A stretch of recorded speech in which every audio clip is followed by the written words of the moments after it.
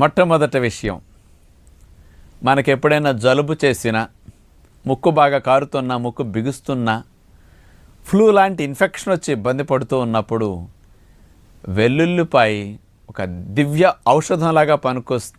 టమోటాలు గుండె ఆరోగ్యానికి, గుండె రక్తనాళాల్లో కొవ్వులు పేరకుండా రక్షించడానికి, రక్తం అక్కడ గడ్డగట్టి ఇబ్బంది ప్రాణహాని కలిగించకుండా ఉండటానికి అద్భుతంగా ఉపయోగపడుతుందని 2013 సంవత్సరంలో North Carolina State University USA వారు టమోటాలు గుండెకి చేసి, మనందరికీ జీలకర్ర తెలుసు. అవును. అసలు జీలకర్ర వేయని తాలింపు అంటే ఉండదు. దానిని పోలి ఉండే సాజీరా జీలకర్ర కంటే చాలా అద్భుతమైన ఫలితాలు ఉన్నాయి, ఔషధ గుణాలు ఉన్నాయి. మరి ఇలాంటి దాన్ని రేరుగా కొన్ని స్పెషల్ వంటల్లోనే వాడుతుంటారు.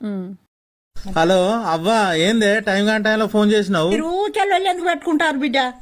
కోడలు వచ్చి అత్తకు ఫిర్యాదు అయిందా? ఆమె నాకేం చెప్పాలి? మరి నీకెవరు చెప్పిర్రే? ఎవరు చెప్తా నీకెందుకని ఇల్లు ఎందుకు ఎక్కినావు? చెత్త బొత్తున్నదని దులిపేదానికి ఎక్కినా. మరి బాయిలు ఎందుకు దునికినావు బిడ్డ? అచ్చటాలకు నీ కోడలు నీళ్లు కాగబెట్టలే, అందుగుంచే బాయిల దునికినా. ఇవరకోసారి గట్టిన దునికినావట కదా. అప్పుడు లోతు ఎంతున్నదో చూద్దామని దునికినా. ఏం రోగానికి పెట్టుకున్నావు? మెడలు పట్టుకున్నాయని పెట్టుకున్నా. ఇంట్లో ఊ అంటే ఉరికిపోయి చెప్పుడే 3 ముచ్చట మనసులు. అవ్వాగే నీకు మళ్ళీ ఫోన్ చేస్తా. బావా, నువ్వు ఎన్ని రొట్టెలు తింటావు? ఈ రోజు దొరికింది, దీని పని చెప్తా. నేను 10 రొట్టెలు తింటా. సరే, 12 రొట్టెలు చెయ్యు, నేను 2 తింటా.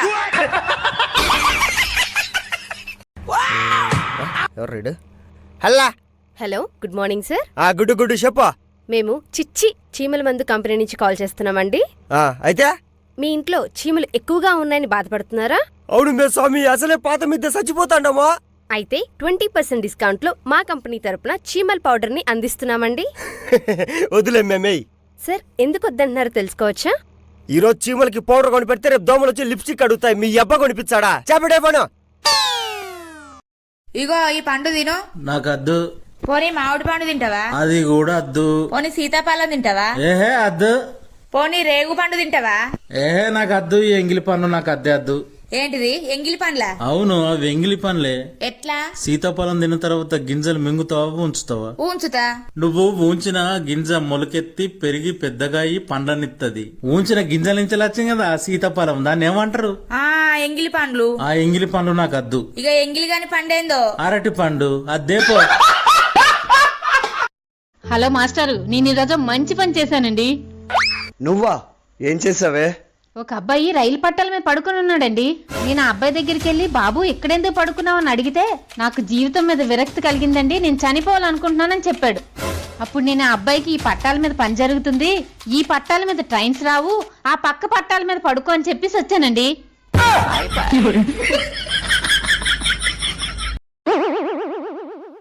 అవునా? ఏంటిది? లిప్టిక్ పెట్టకుండా పెదవులు ఎర్రగా కావాలంటే ఏం చేయాలి? పొయ్యిలున్న కొర్రాయి తీసి మూతికి పెట్టుకో, ఎర్రగా చందనం లెక్క ఉంటది. ఇక జీవితాంతం పోదు. పో పో, పొయ్యిలో దగడున్నది పో. ఇదిగోండి అయ్యగారు, నేను 5 రోజులు సెలవు పెడుతున్నాను. అయితే ఏం లేదు అయ్యగారు, ఉదయాన్నే 6 కసు నూకాలి, 8 టిఫిన్ చేసేయాలి, 12 బట్టలు ఉతకాలి, మళ్ళీ సాయంత్రం 6 సామాన్లు తోమాలి, అలానే కసువు కూడా నూకేసేయాలి. అవన్నీ చేయడానికి నాకేం పట్టింది, నేను చేయను. అయినా నీకెవరు ఇచ్చినారు లీవు? నేనే లీవ్ ఇచ్చినాను. ఇప్పుడేమి? ఏం లేదులే, జస్ట్ కనుక్కుందామని అడిగినా, దానికి అంత సీరియస్గా చెప్తావా ఆన్సరు? సర్లేమ్మా, నువ్వు పో, నేను చూసుకుంటాలే పనులన్నీ. తప్పుతుందే నాకు. లక్ష్మి, ఇవాళ ఉమెన్స్ డే కదా, వంట పని ఏమీ చేయకు, రెస్ట్ తీసుకో శుభ్రంగా. అవునండి, సరేనండి. ఇవాళ వండి పెడతారు కావాలి. A few moments later. ఏమండి, ఆకలిస్తుందండి, వంట అయిపోయిందా? ఇవాళ శివరాత్రి, ఉపవాసం కదా, వంట చేయడం ఏమిటి? అదేంటండి, వాళ్ళు ఉమెన్స్ డే రెస్ట్ తీసుకో అని చెప్పారు కదా ఇందాక, మీరు వండి పెట్టడానికి కాదా? రెస్టే తీసుకోమన్నాను నేను, కడుపుకి నోటికి కూడా రెస్ట్ ఇస్తామని.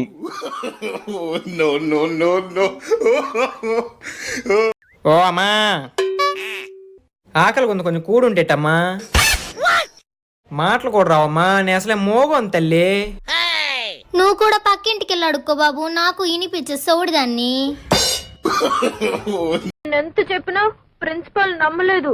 ఒకసారి వెళ్ళి మీ పెద్దక్కని తీసుకురా, మాట్లాడాలి అన్నారు.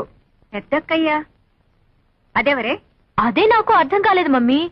మా శోభ నేను కబల పిల్లలు అండి, నాకు వేరే అక్కయ్య లేరు అని చెప్పాను. ఎంత చెప్పినా నమ్మదే.